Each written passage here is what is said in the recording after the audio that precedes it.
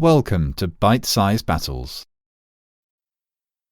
If there was one battle the world might have wished had never happened, it might be Tsushima in 1905. This one clash set dominoes falling which would see Russia become the Soviet Union, World War I erupt, and the Pacific theatre of World War II explode at Pearl Harbour in 1941. In its own right, it was a colossal clash of 16 battleships, 32 cruisers, 29 destroyers, and multiple other warships. It announced to the globe that Japan was now a world power to be reckoned with, and its effects, already noted as global, would also have long-lasting implications for Korea, China, and the whole Asia-Pacific region. Implications that still exist today. The story of how it unfolded deserves a grand plaque in history's Hall of Fame. So welcome to the 5th episode of history's greatest naval battles, the Battle of Tsushima. When the American Perry expedition arrived in Japan in 1853, its warships forced the ruling Tokugawa shogunate to end more than 200 years of isolation. Japan had closed its borders to most of the world in 1639, but the Americans wanted to trade and were prepared to use gunboat diplomacy to get the rights. Japan, whose society, technology and military were still essentially medieval, puffed its cheeks in exasperation, but was ultimately powerless to resist. What followed was a humiliating climb down for the Japanese as a free-for-all ensued, with the British, French and others following the US in forcing Japan to open up its ports and markets. The whole episode was shameful for the Japanese, and for them, shame was worse than death. It must never happen again. So, the Japanese were convinced of the need to catch up with the West in every way. They adopted the slogan, "Enrich the country, strengthen the military." Over the next 40 years, from the 1860s to the turn of the 20th century, Japan experienced an extraordinary political, social, cultural, economic, industrial and military transformation as she rapidly modernised everything in sight. She completed her metamorphosis by adopting imperial ambitions. After all the great nations had empires. Even the anti-imperialist Americans took the Philippines, Guam and Puerto Rico after crushing the Spanish in 1898. In short, Japan was hungry for empire, and her avarice fell first upon Korea. But Russia wanted Korea too, and the mighty bear wasn't backing down. In 1904, the Russians rejected a Japanese plan to divide Korea and neighbouring Manchuria into spheres of influence, wanting it all for themselves. Rude. Aggravated by their intransigence, Japan flexed its muscles, and at Port Arthur in 1904, the Russians took a beating. In a forerunner of Pearl Harbour, the Japanese launched a surprise naval attack on the Russian Pacific Fleet anchored at Port Arthur. Only afterwards did they declare war. During the assault and at the following Battle of the Yellow Sea, when Russian ships tried to escape, the Russian Pacific Fleet was decimated. Tsar Nicholas II's jaw hit the floor. For the first time in modern history, an Asian fleet had defeated a Western one. And it was his. The effrontery. Russian reputation was at stake, and the Japanese had to be put in their place. So, with no real naval force left in the Pacific, Russian commanders decided on the incredible. sending their Baltic fleet in Europe 18,000 nautical miles or 33,000 kilometres to Asia. This fleet, including 11 of its 13 battleships, would show the Japanese who's boss. Except they should have known what was about to happen when shortly after leaving they nearly provoked Britain's Royal Navy into war with some really spectacular incompetence. The Dogger Bank incident of 1904 occurred when the Russian fleet was making its way through the North Sea. Rumours had begun to spread that there were Japanese torpedo boats waiting for them, hidden in the mists and channels of the British and Danish coastlines. So when the Russians happened upon some British fishing trawlers, they mistook them for the Imperial Japanese Navy. They fired on them, and in the ensuing chaos, also on each other. 2 Russian cruisers were mistaken for Japanese and pummeled by 7 of their own battleships. In the mayhem, several Russian ships signalled that they had been hit by torpedoes when they hadn't. And the crew of the Borodino drew cutlasses when rumours spread they were being boarded. The British fishing trawlers had their nets down at the time and weren't able to flee. One was sunk, but the others basically just watched the Russian fleet fight itself. Things could have been a lot worse had Russian gunnery not been so dismal. A report at the time said the battleship Oriole had fired 500 shells without hitting a single thing. The worst damage done was to Anglo-Russian relations, and it nearly sparked war. The British home fleet was scrambled, and 28 Royal Navy battleships surged out of Scapa Flow to confront the Russians. A piece in the London Times the next morning read, "It is almost inconceivable that any men calling themselves seamen, however frightened they might be, could spend 20 minutes bombarding a fleet of fishing boats." War with Britain was averted, but the ill-fated Russian fleet should have noted the omens, or at least their own ineptitude, and headed home. But on they sailed, having to go all the way around the Horn of Africa, now that Britain refused them use of the Suez Canal.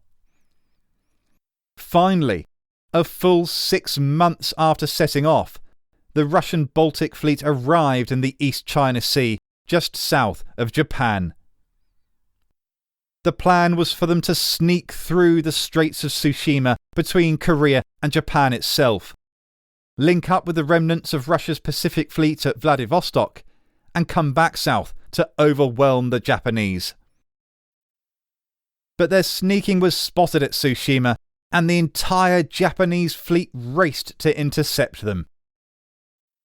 On the 28th of May 1905, the first shots were fired.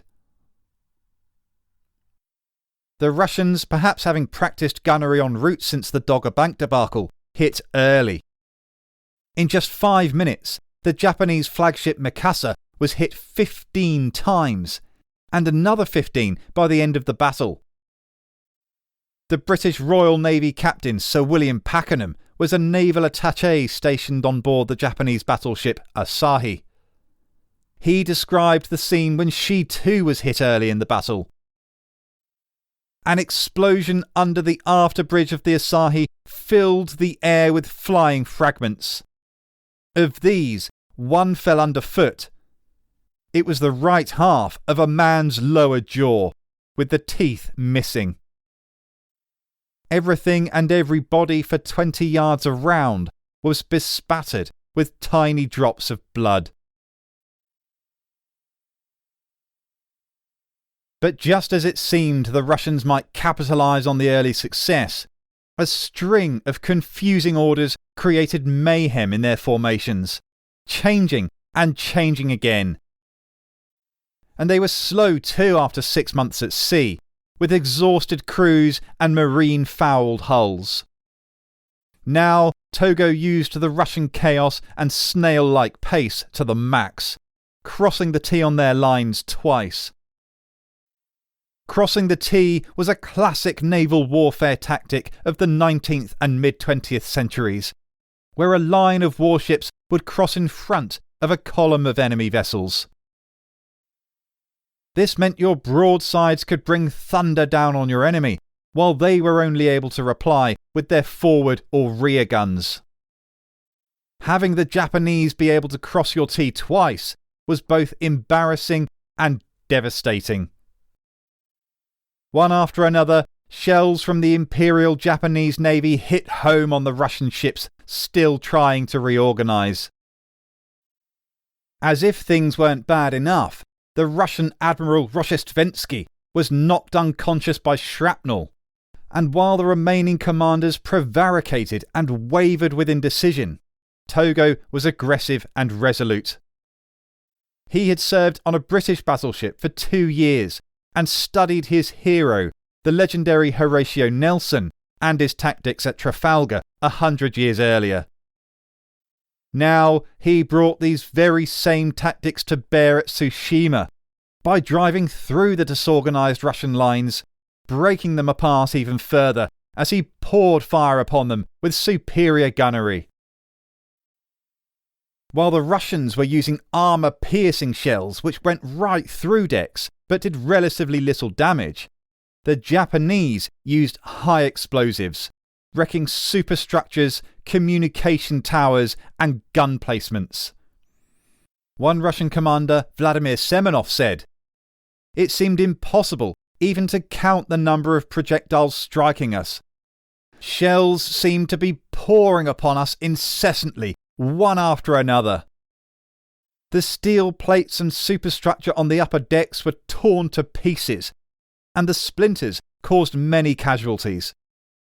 Iron ladders were crumpled up into rings. Guns were literally hurled from their mountings. In addition to this, there was the unusually high temperature and liquid flame of the explosion, which seemed to spread over everything. I actually watched as steel plates catch fire from a burst." Japanese shells were unrelenting. There was no respite, and the more the Japanese poured fire and smoke upon the beleaguered Russians, the less they were able to reply. Like the British at Trafalgar, the Japanese crews were well drilled, and they were using the latest in gunnery firing systems and technology. While Russian fire was disparate, sporadic and inaccurate, Japanese salvos were relentless, coordinated and precise. Soon those salvos began to tell. The first Russian casualty was the battleship Oslabia, sinking beneath the waves after just 90 minutes. Another, the Borodino, was one of the newest Russian battleships, but her youth did not protect her when a Japanese shell from the Fuji scored a direct hit on her magazines. A colossal explosion tore the ship open, renting and twisting her steel hull. She too sank, with just one survivor from a crew of 855. By nightfall, the Russian battleships Knyaz Suvorov and Imperator Alexander III had followed them to the bottom of the sea. The Japanese had lost nothing. But the nightmare had only just begun for the Russians, because as night fell, the Japanese destroyers and torpedo boats struck. Togo released 51 of them like a pack of wolves, and like a pack of wolves, they chased down their prey in the gathering darkness, tireless and excitable at the thought of the kill. The lights of 2 Russian hospital ships gave away the fleet's position in the gloom, and what began can best be described as a turkey shoot.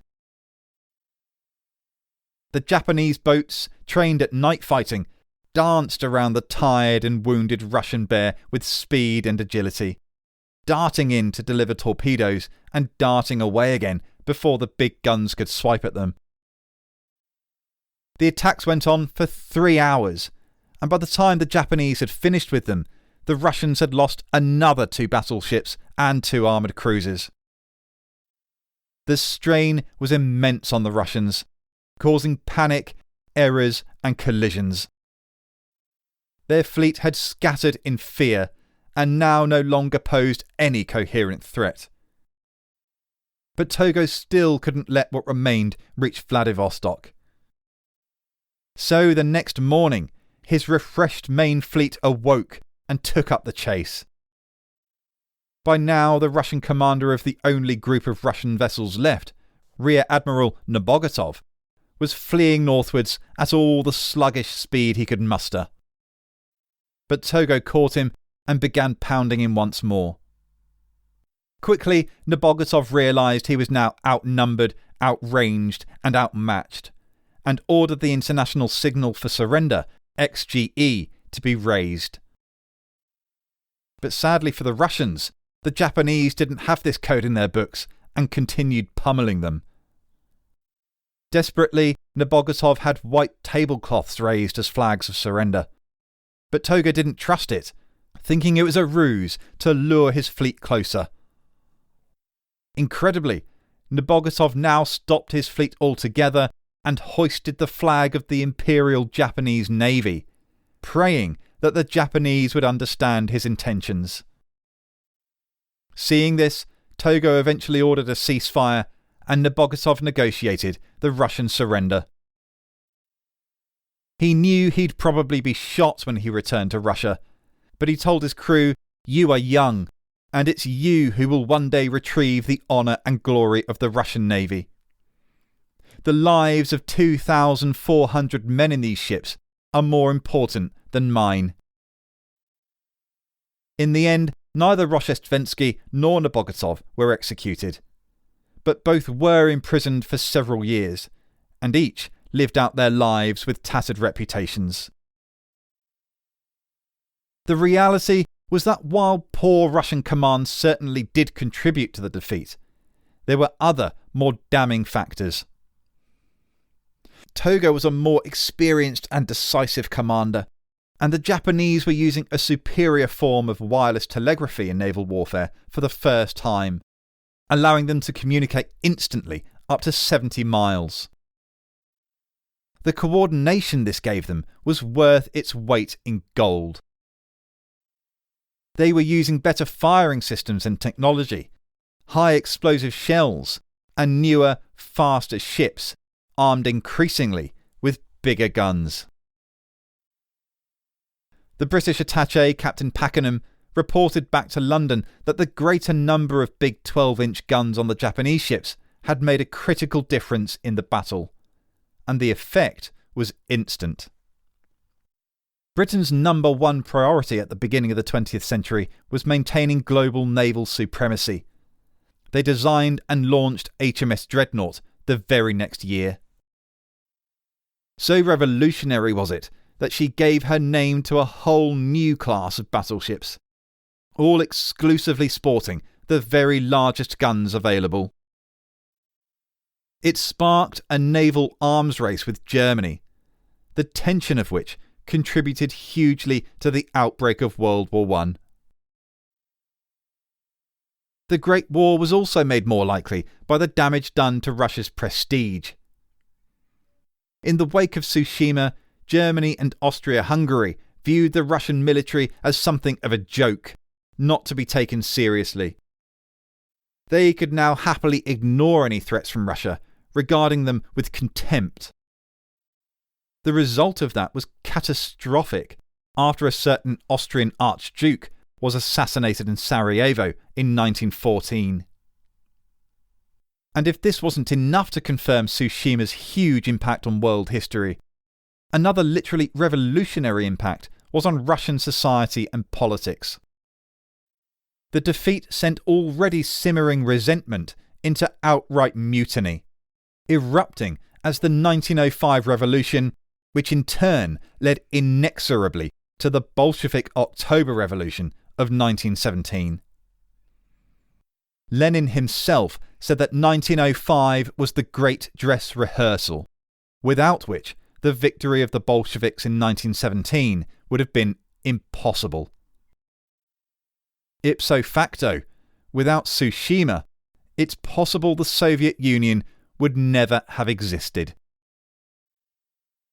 And finally was the almost Herculean sense of invincibility Tsushima gave Imperial Japan. So resounding was it, so total over a major global power, that it convinced the Japanese that with even more ships, bigger, faster and more capable than ever before, perhaps no power could stop her, not even Britain or the United States. It was this surge of national confidence which encouraged Japanese ambitions for a wider Asia-Pacific empire in the 1930s, that it felt it could boldly ignore the League of Nations' condemnation of its conduct in China, and ultimately led it to Pearl Harbour in 1941.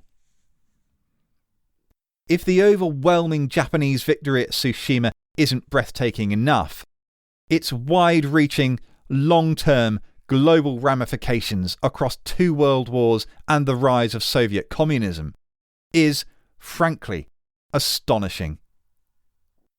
In my view, it's one of the most history-shaking naval battles of all. Join us next time for the penultimate episode in this series, when we look at the end result of the dreadnought arms race between Britain and Germany in 1916. In the Battle of Jutland, 44 battleships and more than 200 other warships duelled on the choppy waves of the North Sea. It would decide which country would suffer maritime blockade and national starvation. And its outcome played a deciding role in the conclusion of World War I. I'm Andrew Mackenzie. Thanks for listening. See you then.